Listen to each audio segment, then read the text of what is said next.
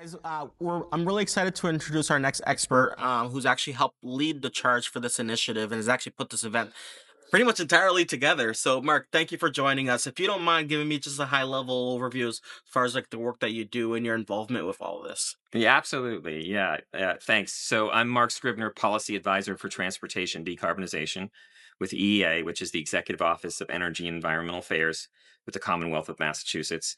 And that's right. Myself and a really energetic team put this event together here in Worcester. And we put a lot of thought into how we could reinvent and rebrand this event that we had done similar in 2023 and Yes. 2024 as the Recharge Massachusetts Symposium. One thing was we rebranded as Drive Electric Massachusetts Symposium, which we thought had a broader and more punchier understanding amongst the public and the various EV ecosystem stakeholders.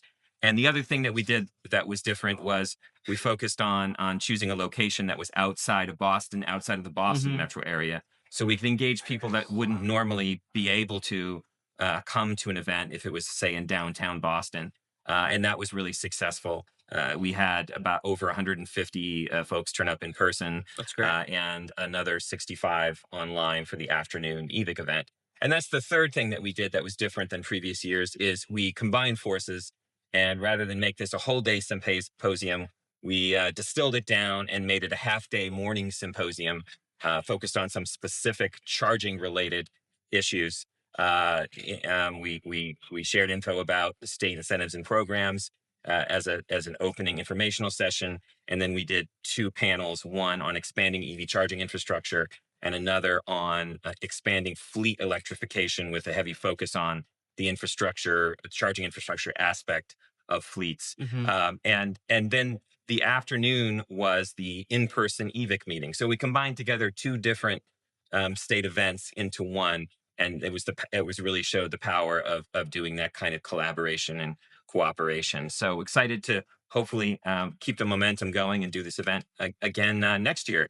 Maybe again, not in Boston and not in Worcester, but in another In a location new where we can, location. yeah, where we can engage, a lot of the same folks, but then a whole new set of partners. So it's more of a road show Yeah, no, it's great. than just a stationary event every year. No, it's great because being able to, and I attended the one in last year as well too, and it's good because every year we're kind of addressing new challenges that are kind of going on, some new misconceptions that may be sort of going on in the EV marketplace, and with the whole term of electrification has been a big topic lately. So, what are some of the biggest misconceptions that you guys are looking to address for the public? Well, historically, there's been a lot over the years, and they've kind of evolved over time. But I would say rather than, I think I'll give a couple examples of some Sure. specific ones, but I think it's more important to think of them categorically in big categories. And I think two of the biggest categories are around vehicle technology, so misperceptions by the public around various aspects of electric vehicle Hmm. technology and their concerns around it, and it being new technology, and it's kind of be different for each person. But one example of that is concerns around the electric vehicle battery and perhaps that it needs to be replaced, within just a few years. And that's a pervasive misconception. We've tried to counter that. All electric vehicles, when purchased new, come with a mandated or Yep. required 8 year, 100,000 mile minimum warranty, a replacement warranty for the Hmm. battery, and that's still not widely known, even though that's been around since I think 2007 when Right. it was put in by Congress. And many manufacturers have even longer warranties than that. And beyond that, the batteries have been proven to last even longer than that. I personally have a 14-year-old EV that really needs to be retired now, but not because the batteries failed. It's got some other old car issues. Sure. So it's gone well beyond that 8 year, almost doubled it. So it's really more about the category of technology. Some other people feel like the vehicles don't have enough range, that the technology is not proven in that same category. And there was some nuggets of truth to some of the things, not the battery myth, but some of the other things about the early models. But now we're at a point where the vehicles that come out today, even the ones that you can buy used that are maybe 2 or 3 years old, have lots of range. They do fast charging. They're really modern. They're really a lot more advanced in many ways than what you might get in a gasoline only Hmm. vehicle. Now, the second category of what I would call misconceptions is generally around charging. And so there's lots of different myths or misconceptions around charging. Some of them have a nugget of truth. First, I'll talk about the truth. Is charging reliability? There have been historical reliability issues. Sometimes they're on the station host side, the station equipment side. Often they're on the driver experience side. Mhm. So it's not that the station itself isn't reliable, but the driver's not having a reliable experience. So sometimes that misperception, one person's individual experience translates into thinking that EV charging as a whole is an unreliable way Right. to fuel a car, and that in itself is not really true. And I think one of the specific misconceptions I think that people had early on, but they haven't really shaken it off yet, is that EV charging is going to take a lot of my time. Uh, and again, it kind of ties into not feeling like the charging technology is ready. So it's kind of relates to that first category misconception. And a lot of that is just public education, understanding that EV charging isn't like getting gas. Getting gas is something you have to go out to a remote fueling Mhm. station. You can't fill up your car with gas unless you have a lot of gas cans in your garage at Right. home. You have to go to a remote station, Right. and maybe you'll be able to do it in 5 minutes or so in most cases, but you still got to go out to do it. Mhm. EV charging has three different levels, which correspond to the speeds, Yep. and the general public's generally not aware of those different levels and doesn't understand that you can right size or right choose what makes sense for you. Charging at home, you charge overnight using level two. It takes a few seconds to plug in. In the morning, you're full. It's not really taking any of your Yep. time. If you're going to be out in the public and on the go, level two is not what you want to use. There's Mhm. something called DC fast charging. And today's DC fast charging with today's vehicles, your charging is measured in minutes, sometimes as little as 10 minutes or so. And an aspect of that that folks don't understand is charging a battery is not like filling up a car. You don't have to charge it to full every time you go charge. You charge it for what you need to get to your next destination. Mhm. And that can be 5 or 10 minutes in some cases when you're in public at a DC fast charging. So the experience of using a DC fast charging station for regular use and even some long trips is really not that different than the gasoline station experience in many cases. I think the funny joke behind this is that today's EVs range and their ability to fast charge is greater than the range of most people's bladders. That's the one that I love around that. No, that's So great. so it takes more Sure. experiential learning for people to learn about both of those things. The technology has arrived for EVs as vehicles, and the public needs to learn more about that. And the technology really has arrived also for fast charging, and it is reliable and fast when you need it to be, and slow when it doesn't matter to you.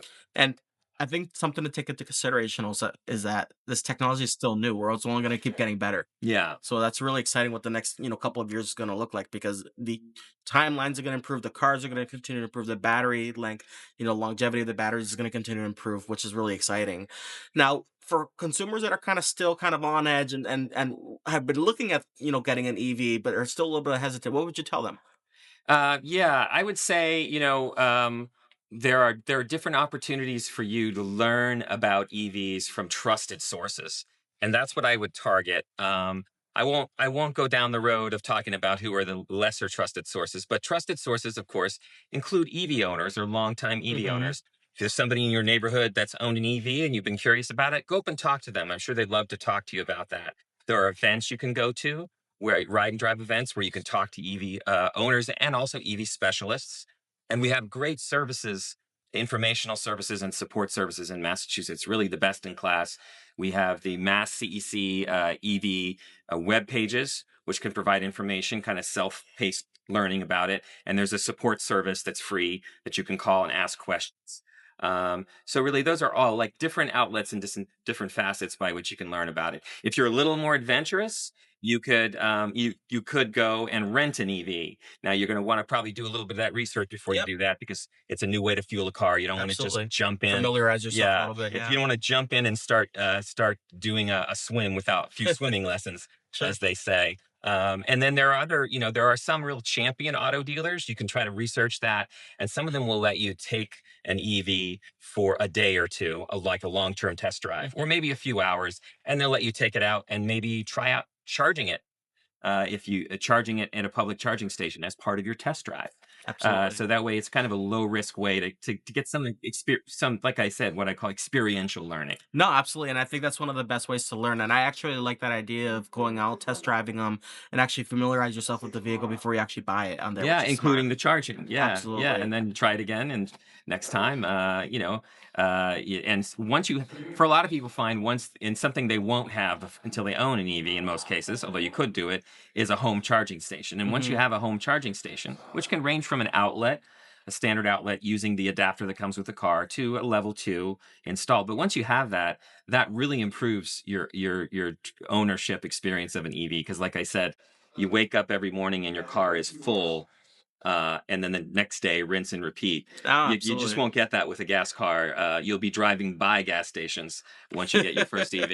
You'll be like Elsa is waving passing by. gas, It's right? really true. Passing gas. That's the, yes, a funny way to So put it. so if you could leave Massachusetts residents with one piece of advice about saving energy, reducing transportation costs, or preparing for the future of clean energy, what would it be?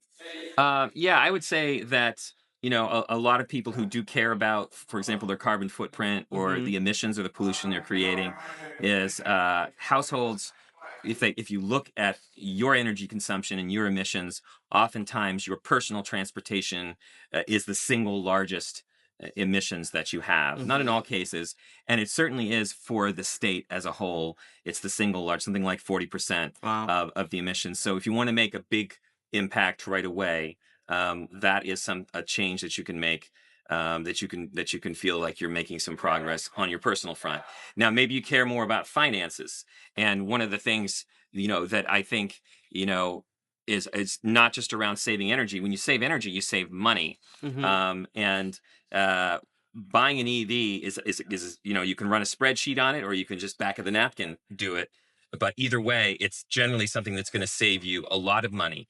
Maybe not in the first few months, but over a year, over the years of ownership of the car, it will save you lots of money. And when you look at that from the perspective of purchasing a used vehicle, um, of course, many people believe I buy a used vehicle because it saves me money. Maybe there's maintenance that I'm going to have Yep. to do that will maybe reduce those savings a bit. But buying a used EV is really the least expensive ownership of a car you can do right now. And that's even before you factor in the incentives that are available in Sure. Massachusetts. And that is really because the used prices of these cars have come down. That's one factor.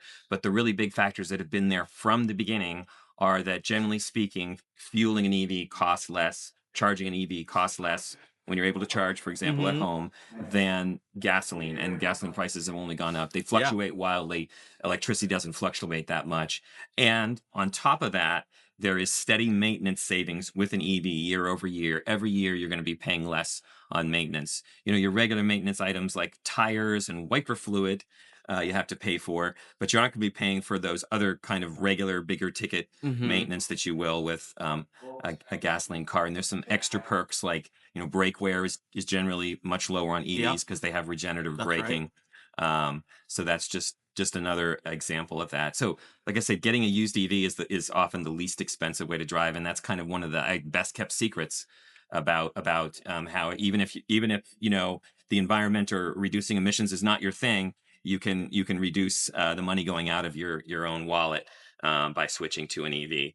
No, this is really great advice, and for those of you that are watching this, I and are kind of contemplating whether an EV or a hybrid plug-in makes sense for you, definitely go try it out and just speak to the dealers, meet with local ones that will let you take it out and actually get familiar with the vehicle. Go, like you said, charge the vehicle and actually become familiar with the vehicle so that you could actually feel confident driving it. But generally speaking, most people that make that transition within about 3 weeks are ecstatic about the vehicle, love the vehicle overall, and don't want to go back.